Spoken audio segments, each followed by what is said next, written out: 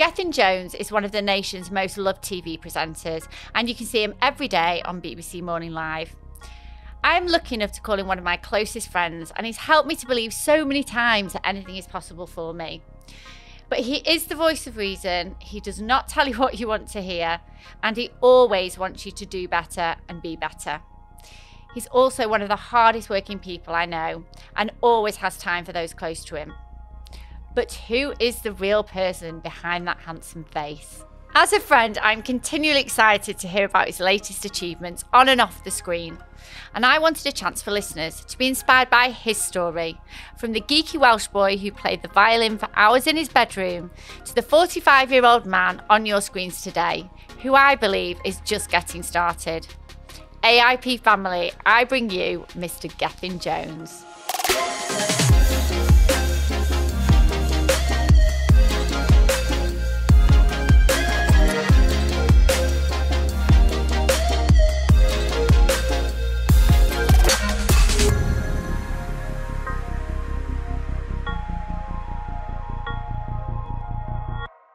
Welcome to the Anything is Possible podcast, where we want to inspire people that anything is possible for them at any age. Today I am with nation's favourite Gethin Jones. I met Gethin 5 years ago, actually on an event, and we have been friends, argued and bickered basically like brother and sister ever since. But what intrigued me when we first met was that in my eyes, Gethin was super famous, but where he was at that time, he felt lost and wasn't sure whether he was going to make it in the way that he'd hoped to. So Geth, you were 40 then when we met. Fast forward to today, you're 45 and the story is very different. We have a lot of listeners in the audience who are in their 40s that think maybe their career is done, that they can't change anything, when in reality the opposite is true. So, Gethin, star of BBC Morning Live, One Show, Celebrity MasterChef, Strictly Come Dancing, It Takes Two and more. That doesn't sound like the bio of someone that didn't make it. Welcome to the show. It's so nice to be here. Thank you for finally asking me. Was it series 3 and I get an invite? I'm touched. Did we really meet 5 years ago? 5 years ago, yeah. At the Manchester PA Awards. Yeah. And I think our first interaction was a slight argument over rehearsals or something, as I recall, and we bonded. I loved you from the start. I was so impressed. Obviously, I've done quite a few events over the last 20 years, or 15 years then, because your maths is spot on. And I was blown away by how good you were as a person and as a company. So I think that's probably one of the, the reasons we stayed in touch after, wasn't it? Yeah, definitely. And it was a good night. It was? It was a good night. It was a successful night. So, and here we are. My goodness. It feels like we've been through a lot in those 5 years. That's maybe what it feels longer to me. Yeah, we have been through a lot, because obviously, and we'll touch on it, lockdown, both had massive journeys personally and professionally. So, and that's you what turned up for dinner oh, as no. a daffodil. When I say turn up, it was on Zoom, obviously, because we couldn't have dinner. That was one of the weirdest nights of my lockdown life, but I'm sure we'll get to that later on. We absolutely will, yeah. Holly the daffodil. Yeah. Or were you a leek? I can't remember. I was a daffodil. It was definitely a Welsh. It was a Welsh-themed Zoom Celebrity MasterChef evening. Right. Yes. So they were lockdown days. Lots of other weird nights since. So, what a 5 years it's been. But before we look at that, you aren't from a showbiz family. No.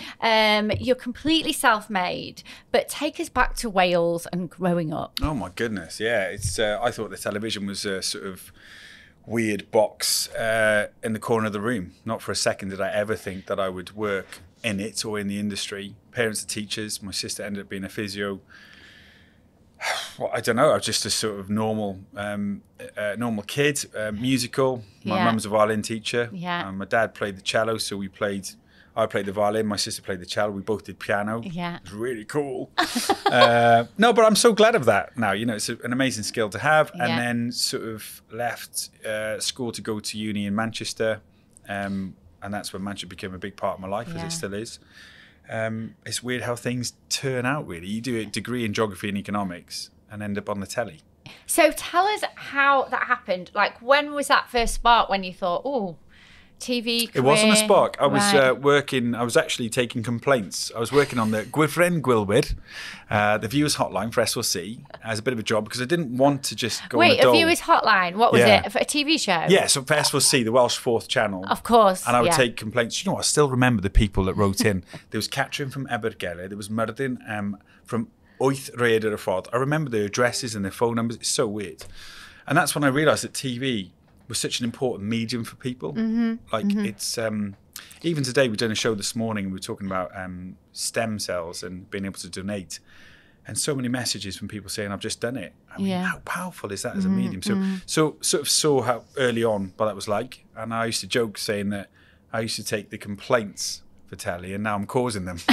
Yeah, definitely. So it was a bit of a weird thing. But yeah, I never thought about it at all. And then a friend said, have you ever thought about presenting? Went for the job. The guy who got it didn't want it.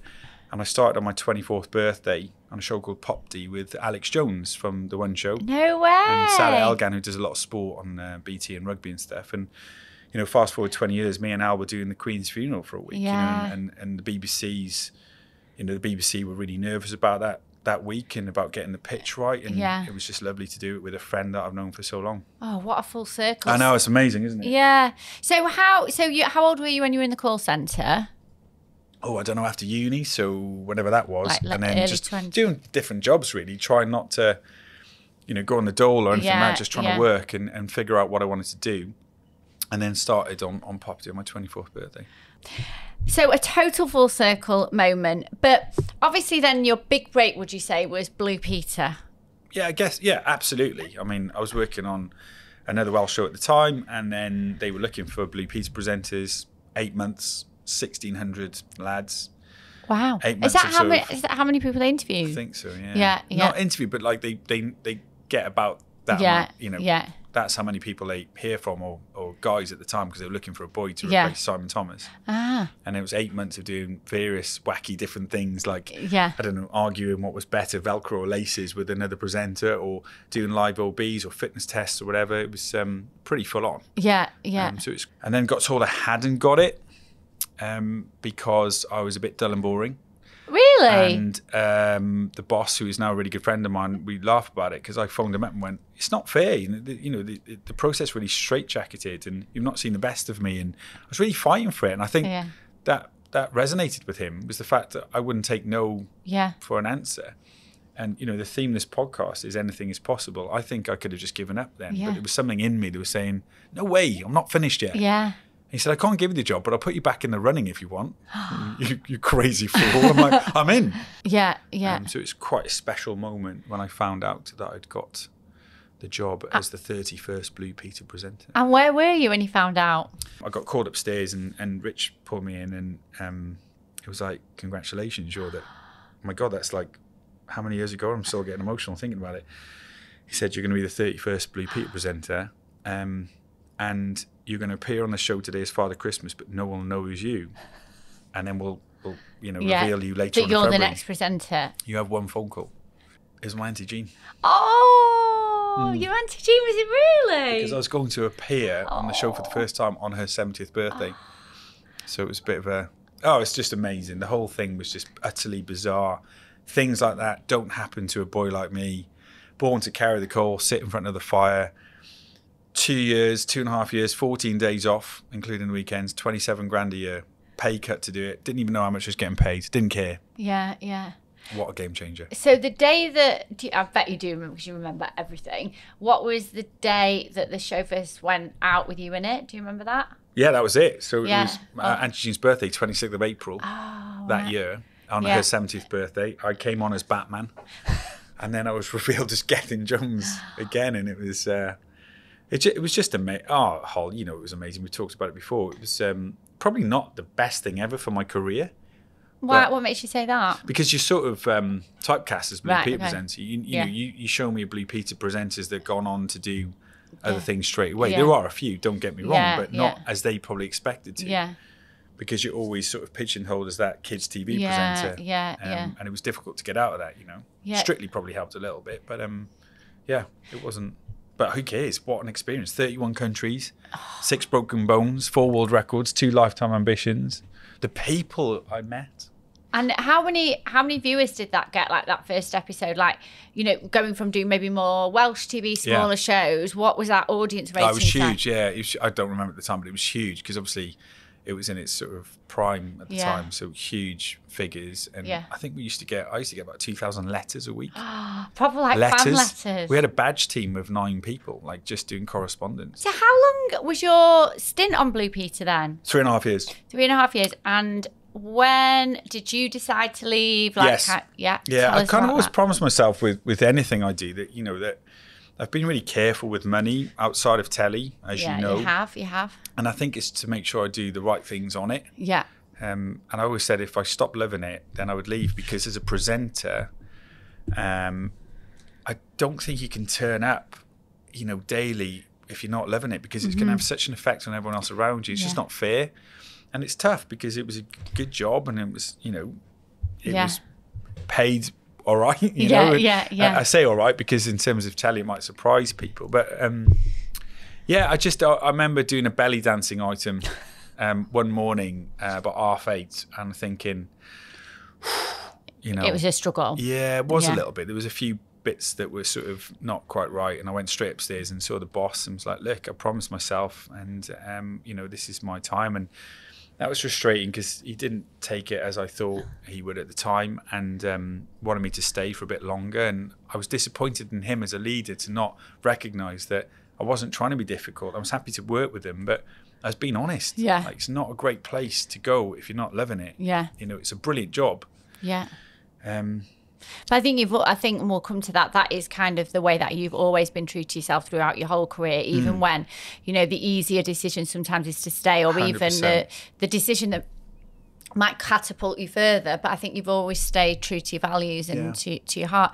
And at what point? And I care about other people I work with. You know, like I would hate to come in and, you know, I'm not up for it today. Just that wasn't the job for that. Yeah. It's an amazing job. And I was ready to pass on the badge to someone else, however cliche that sounds. I really mean it. It meant the world to me, that job. And when did Strictly come to play then? Towards the end of that. Yeah. So talk to us about that. I mean, it was anyone crazy. Yeah, it was, that does it. And I think for Blue Peter at the time, it's probably a good thing because, you know, to have that crossover of doing Strictly. And I was doing Blue Peter 6 till 2 and then, you know, training dancing 3 till 10. Yeah. 6 times a week with a show on the Saturday. Yeah. It was crazy. And it was like, I'd never worn makeup really before. And to be in the limelight like that was quite extraordinary. And then meeting someone who was high profile during it as well added to that. And it was a lot to take on for a boy from Cardiff. So did you find you went from kind of being recognised maybe by a certain, because obviously this is like before social,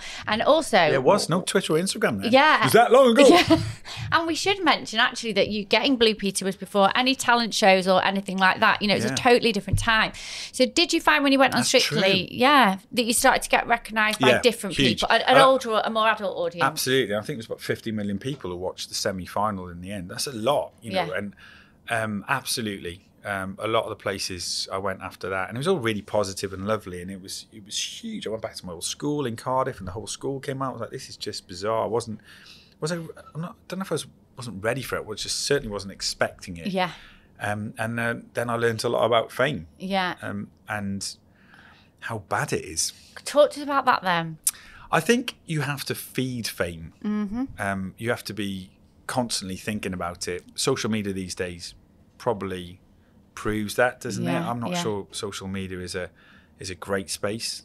But then having said that, I do use it and I enjoy it in my own way, but I think I'm really controlled. But go back to feeding fame. What do you mean about that? Do you mean the more you put in, the more famous you get? Like, what do you mean? It's just constant. Yeah. Like, and I never got into it for fame. I got into it because I love making telly, and there's nothing like the buzz of a live show. I think I relate that to playing sport and missing sport. Yeah. Like, you train all week. I love that process, and you give your best shot on Saturday. Yeah. That's how I see live TV. Yeah. And I genuinely love that side of it. And 80% of it, I'm like, oh, this is weird. The stuff that comes with it now. And I'm not criticising anyone for it. It's just not for me. Yeah. You know, and I think maybe if I'd have chased fame harder. Yeah. I'm making this up now. I've never really thought about it. I don't know. Maybe you would see me on more different billboards. I don't know. That's not really why I got into it, you know. I think with everything you do it like 200%. You cannot do anything badly. So I think, you know, It's very kind. And true. Did you write that? Did someone write It's that? in my notes. It's in my notes. I thought so, But yeah, you. So I think knowing you, I can understand for you, it was a job that you wanted to do exceptionally well. Yeah. I would say. Yeah, exactly, and yeah, like anything, and the fame comes with what you do. Yeah. You work on telly, people know who you are, but you can't. You know, what I've seen is those people that get so many nice comments and maybe a few dodgy ones from people who are anonymous. There's no picture, there's no explanation who they are, and they kind of go after those people. Yeah. And I think that's when it becomes problematic. You know, there's someone at the moment who's furious that I wear trainers on the telly every day. Really? Furious about it. And I don't say anything. Is it my mum? Yeah, she just texts me these days. But there'll be sort of odd stuff, and you think, I'm not going to go after that. I don't know what's going on in this guy's head. Yeah. Maybe he's got issues himself, and I hope he's okay. I don't need to go after him after a show. I need to be proud of what we achieved, you know, that day. So, but if you've not chased fame, and I get that, but what are some of the good things about being famous? The profile we have. As you know, a charity that helps autistic people around Wales. That's the good thing, is using your power for the good. Like, you know, just making I don't know, sometimes you can just send a little video to someone and it makes them feel good about what they're doing. That's amazing. I think, you know, when you are doing well and it's a good job and you can earn well, you know, off camera, nice to be able to treat friends and family to things. But yeah, like, I'm not really extravagant on myself, am I? I do enjoy surprising and sort of making other people feel good, which is probably why I enjoy Morning Live so much. And it does make a difference to people's lives when they needed it the most. Yeah. It started during the pandemic, and it's helping people. It's saying, here's three hours of news. Here are some brilliant experts telling you what that news means to you. Then it's good luck. Yeah. Because everyone's different. Everyone's individual needs are unique. Yeah. And I love that. But as long as you can be, you know, so many channels out there telling you how to think and what to do. Yeah. But I like the fact I'm part of something that gives people a chance in life. And also, I guess being famous has fed your love of sport, because you've been able to see and do so many things with presenting and been invited to places. Would you say that's a really good side of it as well? Absolutely. I think travel is probably more than anything. Yeah. Travels I feel so blessed to have been to different places because of work. Yeah. And I never take that for granted. It's unbelievable to, you know, when it all stopped in the pandemic, we all went, oh my God, you know, I have a pilot's license, yet I'm always so excited to get on a plane. Yeah, yeah. I've stayed in 1 million hotel rooms. I still get excited going to a hotel room. Yeah.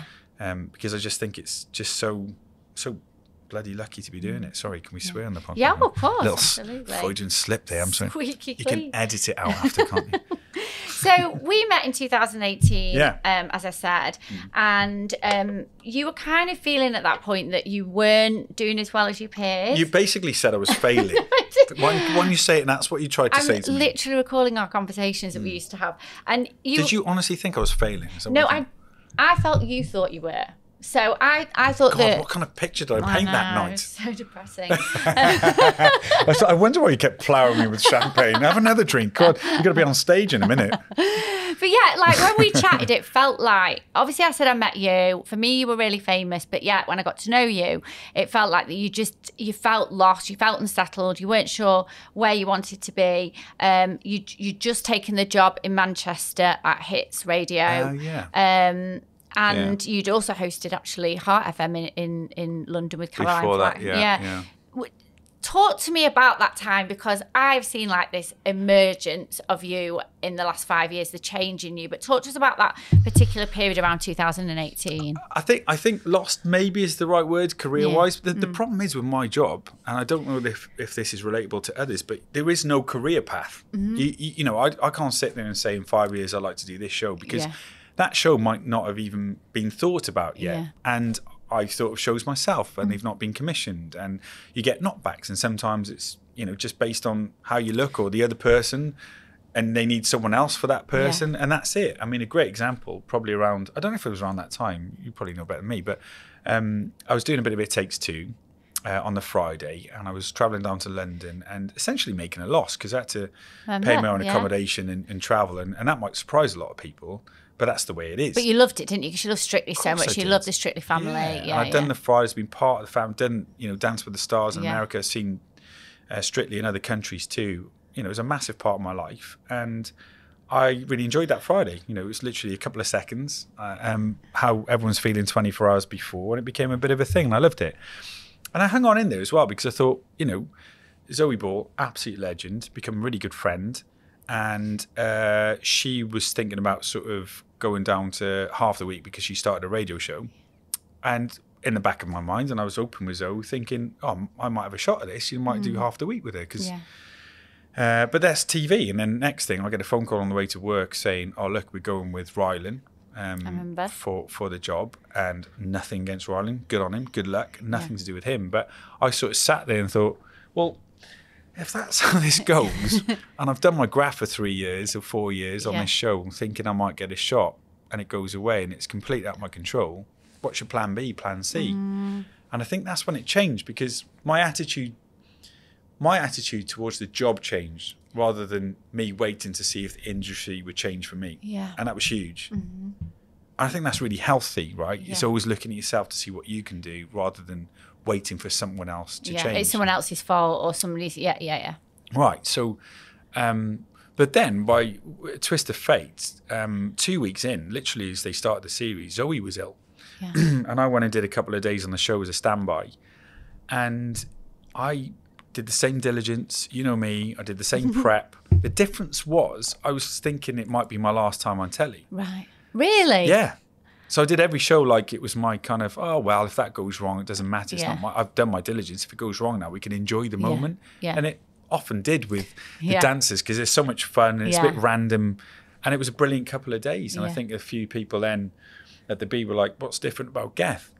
And I think the difference was that I stopped worrying about everything and trying to be perfect on air, because let's face it, no one wants perfect on telly anymore. They want human. They want normal. And I keep that now. Like, I'm not perfect on screen, but you cannot criticize my prep or my care for it. So if something does go wrong, or I do slip over a word on a live show, I'm like, I'm human, right? And would you have beat yourself up for that before? Before I would have, absolutely. It wouldn't have been, the show could have been brilliant, and I could have slipped up 3 words and I'd be going, well, that was terrible. Right. Because the pressure that comes with it. And that's what changed. And I don't know whether then work came from that, but it was very much when Rylan got the job, I was like, well, what's my plan B? Went back to uni, as you know, did a master's, and thought that's where I was going. So it almost like TV became a hobby again, rather than something I had to do. Yeah, because you obviously moved to Manchester, which is again where we met, and in 2018. In 2018, and you'd gone to HITS, and the reason I want to talk about this is it ties into your masters. Is that you felt that the culture didn't feel right to you. I should have said, so it takes 2 things. I'm on the way to HITS in the morning, I get the phone call, and that time I'm doing a job I'm not really enjoying. And then that happens on top of it, and I'm thinking, well, it's over then. Radio and TV is just, what am I doing? This is ridiculous. Sorry, that's exactly the same point in time. And HITS was, it was a new thing, new project. Maybe should have seen the signs a bit earlier on, but I was happy to have a go at something. I kind of lived in London for 12 years, so I was up for a change, and I knew Manchester really well because I've been to uni there. So I thought, why not? Give it a go. What's to lose? I'm a single guy. Let's do it. And I think it was just the structure or leadership wasn't quite right. And after doing my master's, it made me realise even more it wasn't right. It wasn't a place where you could excel. And there were a couple of incidents where I was like, I don't want to be part of this. And I was really honest with the boss. I'm like, I'm done. Again. That's what I mean. Again, I remember it was a good job, well paid job, but you're getting up at 4 a.m. every day. You've got to love it. You can't turn up and not love it. So it was, it's a difficult one, because I can only tell my part of the story, and they might have a different one. But it wasn't it wasn't enjoyable, and it didn't bring out the best in me at all. And that's important. So I think at that point then, obviously then, as you said, you went to do your Masters, which was in sport Directorship. So it focuses a lot on leadership, culture, and who you are and what kind of leader you want to be, and all the other technical sides of maybe working in a sporting franchise one day. Yeah, because that was the plan, wasn't it? Your plan B was potentially you might go into the sports industry. And you started the course, and then we went into lockdown, and you were isolating in Manchester in your flat on your own. This is why we had the Zoom with the daffodil, to give context, just trying to make lockdown a bit fun. And I think, you and I spoke probably, I think, every day in lockdown, because I was on my own, you were on your own, and you were doing your course on Zoom, weren't you?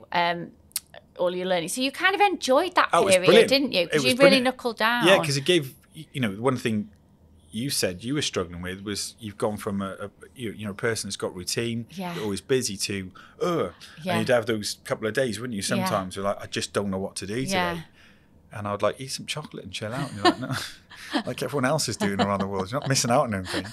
But it's difficult when you go from a million miles an hour to zero.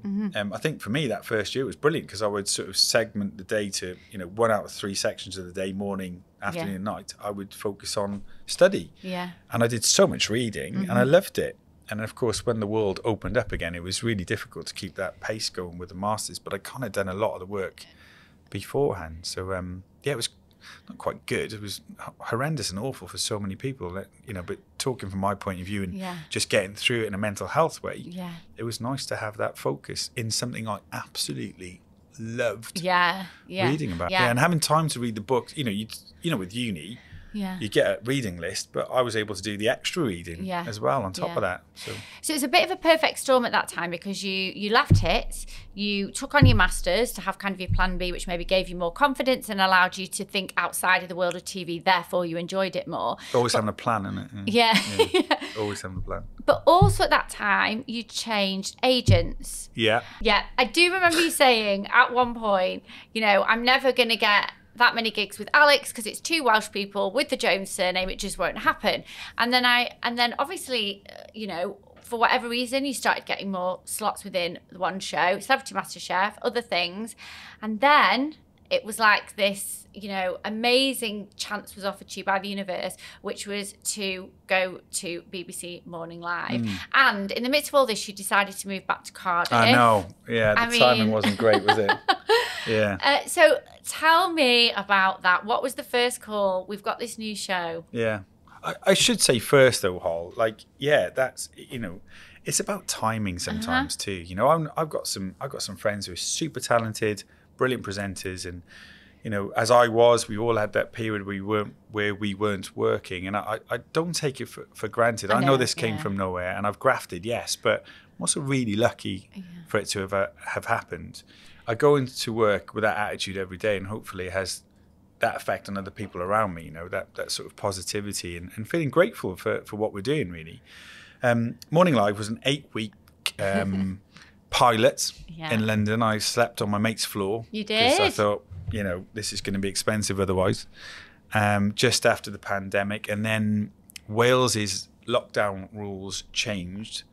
And my friends who had happened to move into my flat because they had nowhere to go for whatever reason, I called them, so I'm going to have to come back. So for the rest of lockdown in Wales, whilst they were trying to make a decision on Morning Live, I was living with George, Becky, 2 sausage dogs, and their son Jack. And that poor kid doesn't know which one his dad is to this day. And then they said, look, Morning Live, we want to do it. It did really well. We're going to do a year in London. 3 months into... So I moved to London. You moved to Battersea. You did. And then 3 months into that, my boss called me at the time. It was just coming out of lockdown. Emma, she said, Geth. And she lived really close in the same sort of facility as me. Facility? What am I? Was I having trouble? Let's go to the apartment facility. I was living in a facility, apparently. So she said, I'm coming over, and you know Emma really well, and I've got some news. Get the good stuff out, which meant get the whiskey out. So she comes in, we sit on the balcony, she goes, I've got good news and bad news. I said, okay, let's go with good first. She went, BBC are delighted with Morning Live. It's rating really well. They want you to be part of it. I went, wow, this is cool. This is great, Em. I'm really proud of you. Well done. In Manchester. Sorry, what? You said something Manchester there. What was that? I'd literally just moved 3 months ago, and the studio is 20 meters from my flat. Oh, and I was like, right, what? What am I going to do now? And then I thought, I'd only just started this journey, and I had sort of 8 months to think about it, and then made the move again, and I'm glad I did, because it's been brilliant. And obviously, I was delighted you were moving back up to I know, Manchester, yeah. which is amazing. Yeah.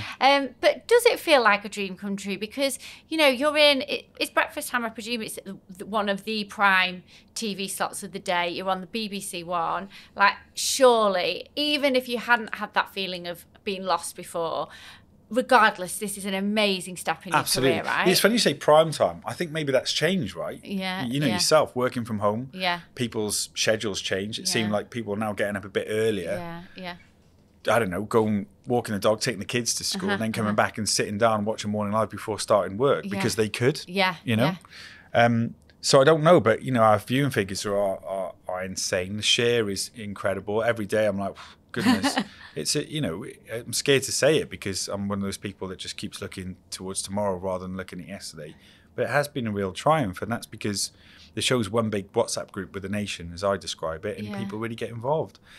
Oh my God, it's amazing, and I love it. And it's our show. It's not my show. It's our show, and I love what we do. I love how we're challenged. I've got a brilliant boss in Emma Morris, who's just one of the very best leaders of people and TV instincts. Her live instinct is quite something. Yeah. She'll love that. Yeah. You keep that in because it's good. It's good for you. I've got to renegotiate a contract at some point. Yeah. And now she's across Morning Live and The One Show. And I think the BBC are very lucky to have her. And I really feel that obviously I know some of the guys at Morning Live, but it is this family that's almost like grown since you've started, and you've brought people in, and if they're the right fit, it 100%. stays. But you've driven a lot of that. And I believe, like, you wouldn't imagine that a TV star goes to work thinking about culture, but I know that you do. Yeah, absolutely. We implement a lot of the stuff I've learned about culture. Yeah. I mean, you're saying that to me, Hol, and you're running this business, right? And yourself, you've got to have good people around you. And I think if there's someone bad, you have to address that quickly because it can really affect your team ethic, right? But it's hugely. You get that culture right, and the TV show at 9:15 will look after itself. Yeah. If you get that wrong, it's not a good place when things go wrong, and it's live TV, so it does happen a lot. Presenter is a leadership role, is it not? Right. Okay. Well, I don't think to the normal person they would understand that, but explain that to people then.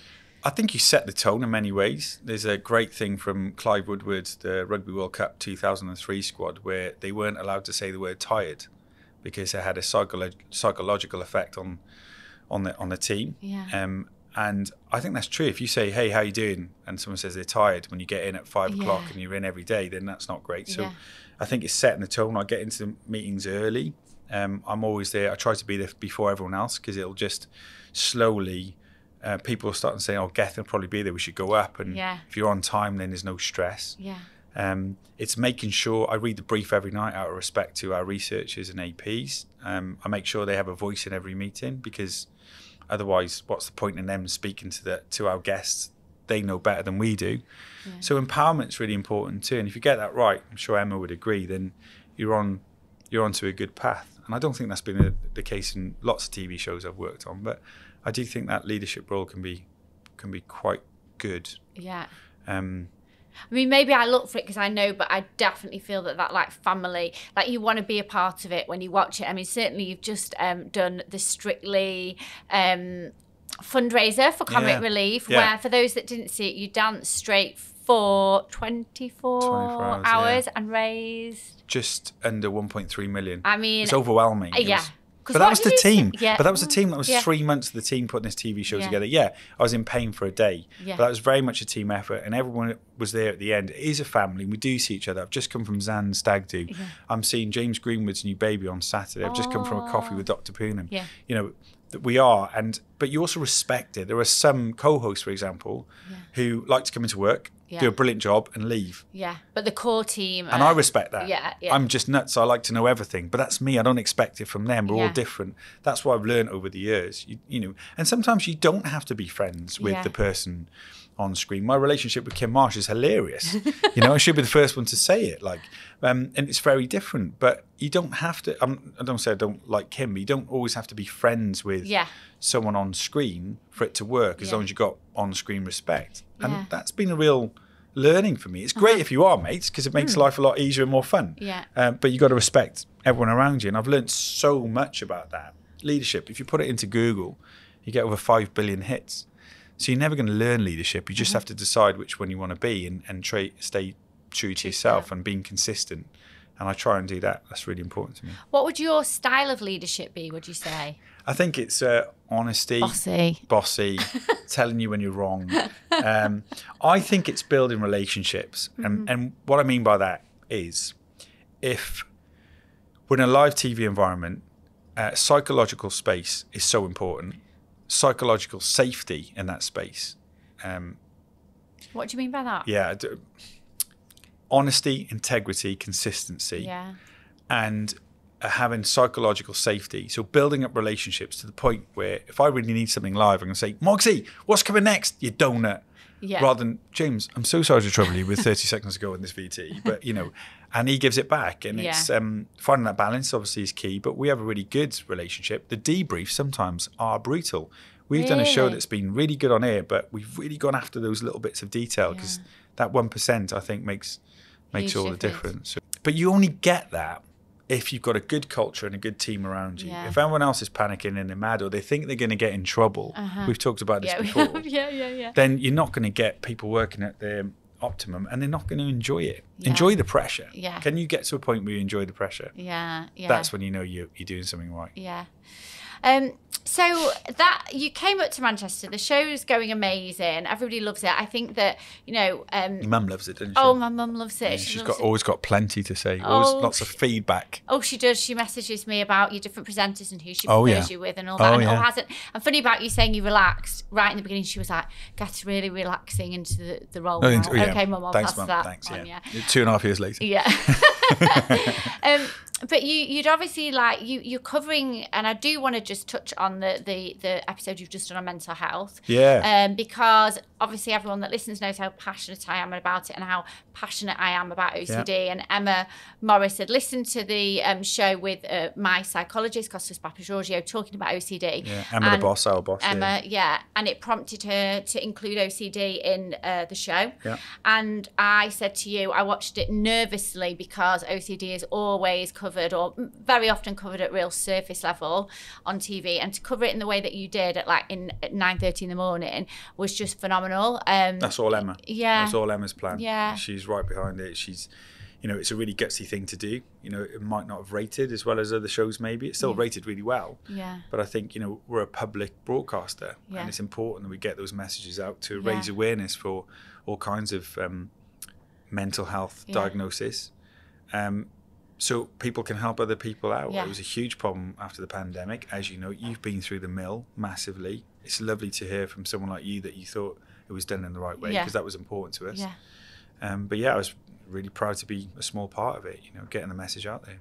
And back to kind of this morning, back in the day when I did have OCD, and it would have been 2006, 2007. I remember when I was in the start of it, in the absolute midst of it, and I'm getting all these intrusive thoughts. And I remember going home, and This Morning was on, and they had a lady who still campaigns for OCD now called Diana, forget her surname, and she'd been having intrusive thoughts about harming her children. That wasn't what my thoughts were, but I listened to it enough to understand when the doctor had been telling me I'd got intrusive thoughts and I didn't know what that meant.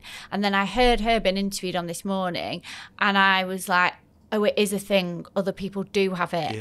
And so that's how powerful TV that's can what be. I was saying. It's, you know, linear TV as it stands right now is really powerful. And I think even you've been in this industry for a long time, but even you texting me, it sounded to me like they were talking to you, as they would have been a lot of other people who are suffering with OCD. And that's, I think, probably what I'm most proud about doing the show, is that we do talk to people who need the help. And it's saying, you know, see you, I hear you. it's hard, but it's hard for lots of other people. You're not alone. And that message is really strong, isn't it? Yeah, no, it was amazing. So thank you for that. Thank you to Emma. So everything that you do in life, you do to 200%, which I've mentioned before. That's gone up 100% since you mentioned it last time. I'm getting better as this podcast goes along. Thanks. Yeah. Anything is possible. You research everything. You apply yourself to everything, and you are a stickler, and I think this comes into the culture piece, for treating people, I would say, well and properly. I'm single. I've got a lot of time on my hands. Yeah, we'll come to that in a minute. Oh, really? I was wondering when we get into that. Yeah. But I always say to people, like my thing will be, I'll say to Joel, how proper Geth is. Geth will have an opinion on this for me. And then I come back and go, I got off lightly today. He was pleased with that. So I try not to give opinion. I try to ask good questions. No, you always say I've got notes for you. I've got notes, yeah, but they're usually questions. Yeah. That's what I like to think. But where does that mindset come from? Because it is strange. It is. No, I mean, it's brilliant, but you also have a really photographical, is that the right word? Your memory is ridiculous. Memory. Yeah. What you remember the detail of. Yeah. Where does this... It's important. Detail's important. Yeah. And I think, every day I'm probably learning, I'm probably using 10% of what I've read for the show. It's probably that much, but it's that day you might just need that 90%. Yeah. It makes a difference. And it has happened once or twice where you've just been able to pick up because you know what someone's talking about. Some guests are harder than others. If you're interviewing Whoopi Goldberg and you've got to go through her CV and be on it because she'll talk about you. And then when I did this film, you have to kind of know what she's talking about. Yeah. And that's a lot of work, but it's really cool work. It's the best part of my job is preparation. Yeah. Prepare to fail to prepare is something my dad's probably always said in my ear. Oh, really? I didn't know that's come from Comes from that a little bit, yeah. Maybe over the top sometimes. But the difference now is knowing your stuff and then enjoying it after. Yeah. Before I might have gone, I've got to tell you how much I know in this question. And the question would be a minute and a half long and be no question at the end of it because I'm just trying to show to my peers, producers. I know, look what I know. The key now is that I read the brief. People know I read the brief and I'm prepped and I'm taking on more information as part of a team. And if things change or things go wrong, then you just deal with it as it is, Yeah. But I think I'm only nervous. I'm not often nervous, as you know, but the only time I'd be a bit nervous is if I hadn't prepped. Yeah. But if I'm prepped, I'm happy. Let's go. Yeah. So you are still single. Thanks one of for the UK's most eligible bachelors. Don't try and make up for it. What I know. Don't ask the question. I don't know. Yeah. You have prioritised your career though, right? I don't even know if I've done that. I mean, I do say you like Chandler Bing off Friends. But, that could mean anything. Her eyelash was just a little bit to the left. No, you've got that from my sister who phoned up the radio station and was awful and got out of hand and it was all about toes. And I can never forget that and it was out of hand. I don't know. I think that's a bigger, more complex conversation for another podcast maybe. I don't know. But I'm a pretty simple guy, but probably quite complex.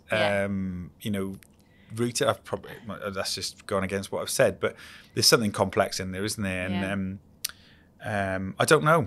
I don't know why. I mean, you've had a go at me about it before, and I'm like, I don't have any answers, but I just kind of hope and figure that, you've said this a lot before. I came to your Anything is Possible event, and there was a lot of chat there about relationships and being happy in yourself, which sounds like a cliche, but it's very much true. And I am. I'm really content. I'm happy. I've got 2 arms, 2 legs.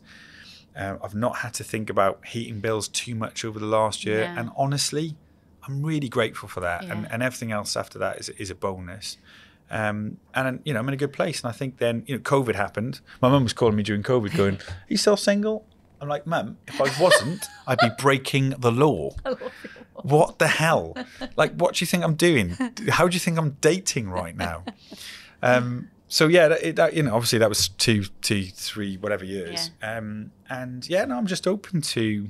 I think also like your friends get busy, and I've sort of had to pop a few of my friends to sort of say, I've always been a good wingman, and now you're all settled down and happy. When have you taken me out for a beer? Yeah. Where'd you meet someone? Yeah.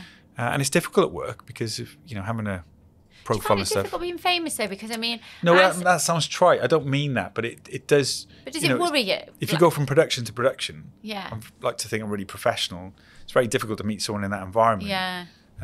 But does it worry you? I mean, we talked recently about the kind of, everything that's been in the media about TV presenters and everything. Does it worry you that unless you are squeaky clean, like you've no guarantee that you meet someone and they don't sell a story? Yeah. Like, has that worried you over the years? No, I like selling stories and stuff like that. No, I mean, being professional is really important. Again, that leadership role of, doing the right thing and, just being polite and courteous, really, and being careful what you say, because you've always got to be, you know what I'm like, I love a bit of shock humour, and it's always making sure you're aware of the most offended person in the room. Yeah. I think that was a good lesson I learned in work, and that. Do you know what? It frustrates me sometimes because you think, no, I'm not being myself, and I don't mean any harm by me with my shock humour, but it's it's not for someone else, so I've got to respect that. No, I can imagine it's a bit like being in a fishbowl, especially now at the level you're at. You go on a date, it's captured on a mobile, and then it's on social the next day. I don't mind that because I'm not doing anything wrong. True, that's that people think it's you're seeing with someone. What if I am Gethin on a date with girl? How is that a story? I mean, people are interested in your private life for whatever reason, but I'm not worried about that at all. I just hasn't happened. I like to think that maybe I'm idealistic, but I'm open to meeting someone. My goodness, I'd love to have children one day. Getting on a bit now, but obviously easier for men. But I just hope it'll happen, and until then, I can't do anything about it. I think what a lot of guys, and I've talked about this with my friends actually about you, and I think you are single ones. No, I will not put any of them your way. I've told you that. I Sorry, can't deal with the consequences. It's not about you. This is the problem. Stop being so selfish. You're happy. Well, I think I'll get loads of people now messaging me, won't they? Put me in touch with the only reason Gethin I come on the Jones. podcast. I warned you guys. I warned you. Anything is possible. Geth might get a date. But I think you are very self-contained. You're happy to travel alone. You're very like me in that way. Like you've got loads going on. And I actually think that is, I think that's attractive for a guy. There's so many guys that go from relationship to cannot be on their own. Yeah. And actually, like the fact that you don't necessarily need anyone to find happiness is amazing. And but at the same time, now I'm a bit like I've been really lucky with travel, and you're sort of looking at going away in the summer. It just would be nice to share that with someone. All those stories before I become the most boring old man in the history of human race. I'll send you all the DMs I get, okay? Okay, it's thanks. Fine. So just before we come to the close of the podcast, you've said that you can't really plan your career in TV. That's not how it goes. But do you have any goals? Maybe I know you're getting into high rocks and you love your fitness. Like, what do you see the next decade looking like for you, if anything was possible? I think, like you, exercise is key to me for many reasons. For me, it was routine when I didn't have one. Feeling good. I think if you feel good, you perform well on screen. It gives you a bit of confidence. I like to do it. I think for the right reasons in terms of feeling good, and rather than a vanity thing. But it's nice to feel good too. You're right. There's no career structure. I'm with Morning Live at the moment. However long they want me for, I don't know. We shall see. You never know with this industry. I've always planned for the worst because that's how it's always happened for me anyway. I'd love to, we have been planning to build a school for autistic children in Cardiff. That's a massive dream of mine, and I really hope I get to it. Because your nephew has got autism. Yeah, he's the inspiration. Me and my best friend, Sean, we both have nephews who have autism, so we're pretty passionate about that. And I think with TV, I'm 100% committed to the job I've got now, but it's not the be-all and end-all, and I'll be okay if it doesn't sort of work out the way I want it to. It's, I don't know, I'm really torn between, your agent sort of saying, well, we need this and we need to push for that, and I'm really grateful for this job. I'm still working 20 years in. I love it. It's not a day I get up at 5 a.m. where I don't want to go to work. And not just that, but I'm excited about going to work. So that's good enough for me at the moment, and I'm ambitious, but I'm it doesn't define me. The work doesn't define me anymore. I want to do a good job every day, and for as long as I'm doing that, I'm happy. And I know that from you because you've got so much in your life, and even though, as we touched on, you're not in a relationship or got a family at the moment. Bring that up again. You are, Fitting. Wow. You are very, and you've got a lot of friends. You're included in a lot of people's family and friendship groups, and that's testament to you as a friend because of what you give to everybody else. And I'm a really good free manny, but you do drive away in those lonely moments thinking, oh, I'd love this for me one day, but you can't force that. So. And if it's meant to be, it will is. happen. So, Gethin, thank you. Big conclusion coming up. Yeah, Come on, big make me proud. actually, we need to revert back. So March 2021, we did present the Make Events TV show together in lockdown, and you said, are you going to make Anything Is Possible happen? I said I would. You did. And it's full circle that you are here with me today. So thank you for that. But please, let's conclude the podcast on what does Anything Is Possible mean to you? I listened to your podcast, so I know that... Absolute liar. I listened to your podcast, and I know that you finish every single interview with that question. I thought about it loads, and I think it went around my head so many times because anything is possible is a wonderful phrase, but sometimes it's taken away from you for different reasons. And I think anyone listening to this is... it's not putting pressure on those because sometimes you just can't do it. Things change in life and it's completely up against you. I think for me, it's like if you can fight for anything that's possible, that's the key to it. And it's amazing where you can get to. I think life is about timing, but when that timing strikes, my goodness, you have to be ready for that opportunity and you have to graft and you have to give it your best shot. And I think, there's no better example of that than someone like you, so it's good that you're doing this and, I wish you continued success because I think you're helping a lot of people. Well, thank goodness that the young Gethin Jones fought for his place on Blue Peter because it would be a sad day for the nation if you weren't on our TVs. I love Your mum would be furious. Yeah, oh my God. She puts her makeup on for you and everything. That's so good. I bet she does as well. She actually does. Listen, I love you to bits. Make Events love you to bits. You're one of the family here. Thank you so much. We have thoroughly enjoyed having you. Thank you.